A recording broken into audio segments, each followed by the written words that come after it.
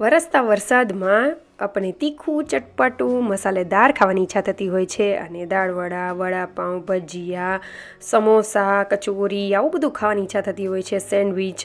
તો આજે આપણે વેજીટેબલ સેન્ડવિચ બનાવીશું. તો તેના માટે મેં કેપ્સિકમને આ રીતે સ્લાઇસમાં કટ કરેલા છે, કાકડી ટમેટાં બાફેલું બટાકાને આ રીતે સ્લાઇસમાં કટ કરી લીધેલું છે, સાથે બાફેલું બીટને સ્લાઇસ કરી લીધેલી છે અને ડુંગળીને પણ એ જ રીતે સ્લાઇસ કરેલી છે.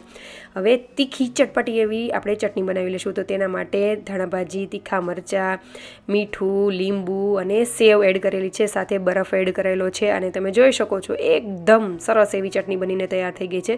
જો તમે એક વખત આ રીતે ચટણી બનાવશો ને તો લાંબા ટાઈમ સુધી ગ્રીન કલર જ રહે છે અને એકદમ સરસ એવી લાગે છે.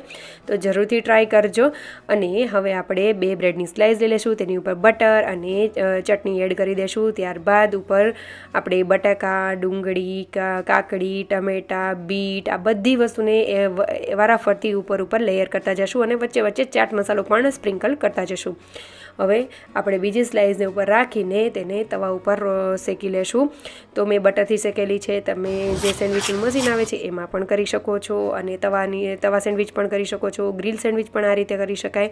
હવે આપણે એકદમ લારી પર મળે ને એ રીતે જ આપણે તેને એકદમ ક્રિસ્પી એવી કરી લેશું અને તેને 2 રીતે મેં સર્વ કરેલી છે. એક વખત ઉપર બટર ચટણી અને સોસ લગાવીને સેવ એડ કરેલી છે અને બીજી વખત મેં ઉપર ચીઝ અને ચાટ મસાલો સ્પ્રિંકલ કરેલો છે. બંને વસ્તુ ખાવાની બહુ જ મજા આવે છે. લારી પર આ રીતે સર્વ થતી હોય છે. તો તમે પણ જરૂરથી ટ્રાય કરજો. ગ્રીન ચટણી અને સોસ સાથે ખાવાની મજા જ પડી જશે. અને જો રેસીપી સારી લાગે તો લાઇક શેર અને સબસ્ક્રાઈબ કરજો. કમેન્ટ કરવાનું ભૂલતા નહીં. So thank you for watching.